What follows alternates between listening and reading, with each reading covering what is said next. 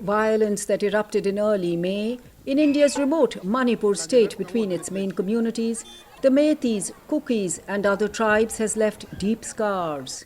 3 months on, as tensions run high, thousands of security forces patrol the region.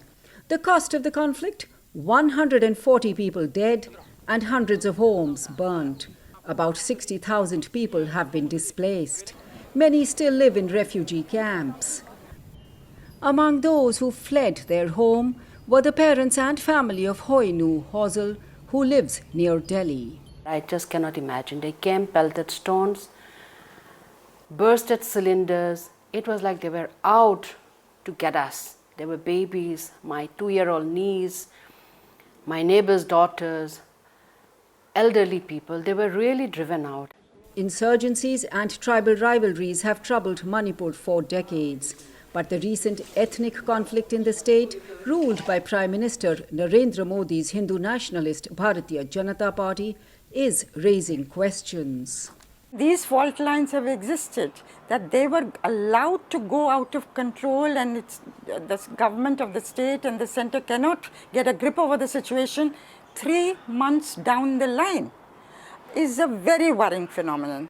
The trigger for the violence was a court ruling giving the Meiteis, who are mostly Hindu, access to land and jobs reserved for Kukis and other tribal communities who are mostly Christian. They are now effectively separated. Meiteis live in the valley and Kukis and other tribes in the hills. Young men from the two sides hunker down in bunkers to guard their villages.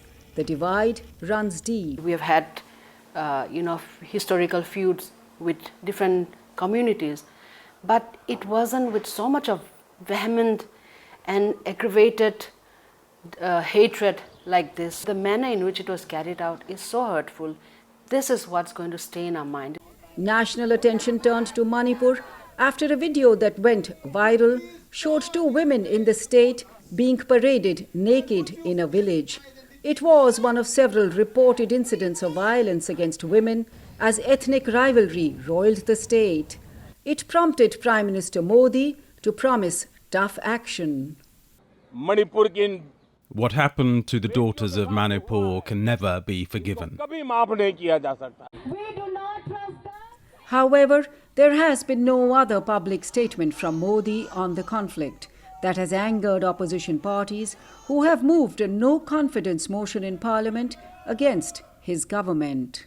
As the head of government, people expected him to say something about it and to appeal, if nothing else, to appeal for peace. The government says it is ensuring security and trying to open peace talks between the two communities. But as the state remains on edge, it may not be easy to bridge the ethnic divide.